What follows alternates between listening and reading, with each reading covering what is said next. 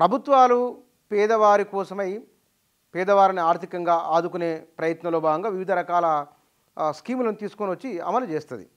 అయితే వాటిని నిజమైన అర్హులకు అందితే గనక దాని ప్రయోజనం నెరవేరుతుంది.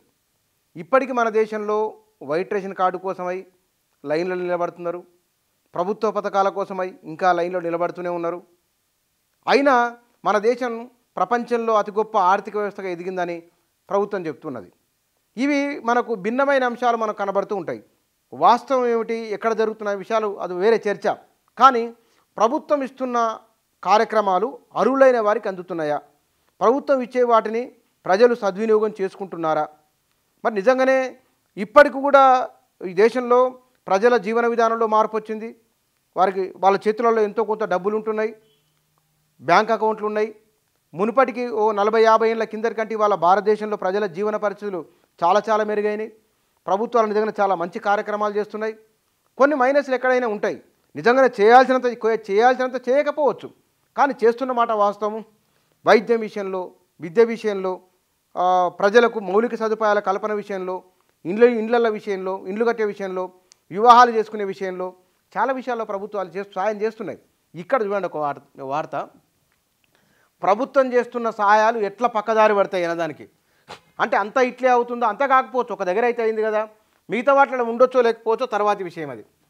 సర్కారు సొమ్ము కోసం యూపీలో ఉత్తుత్త పెళ్ళిళ్ళు, ఎదురుగా వరుడు లేకుండానే వందలాది యువతులు తమ మెడల్లో తామే వరమాల వేసుకొని పెళ్లి చేసుకున్నారు.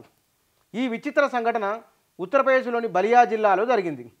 వారు ఎందుకు ఇలా చేశారో తెలుసుకుంటే విస్తుపోవాల్సిందే.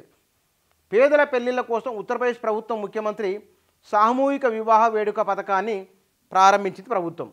ఈ పథకం ద్వారా నిరుపేద కుటుంబాల యువతీ యువకులకు ఆర్థిక సాయం కింద 51,000 రూపాయలు అందజేస్తుంది. అక్రమంగా లబ్ధి పొందాలనే దురాశతో కొందరు అధికారులు దళారులతో చేతులు కలిపారు. ఆ మేరకు జనవరి 25న మరియర్ పట్టణ కళాశాలలో నిర్వహించిన ప్రభుత్వ సామూహిక పెళ్లిళ్ళ కార్యక్రమానికి నకిలీ వధూవరులను తీసుకొచ్చారు. పెళ్లి కాని పెళ్ళైన యువతీ యువకులకు డబ్బు ఎర చూపారు. ఒప్పందం ప్రకారం వీరంతా ఉత్తిత్తి పెళ్లిళ్ళు చేసుకున్నారు. ఈ దృశ్యాలు వైరల్గా మారడంతో పోలీసులు 8 మంది అధికారులపై కేసు నమోదు చేసి దర్యాప్తు చేస్తున్నారు.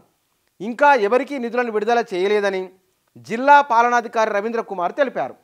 ఇది ప్రభుత్వాలు ఇస్తున్న వాటిని ఎంత జాగ్రత్తగా ఉపయోగించుకుంటే అంత మంచిది.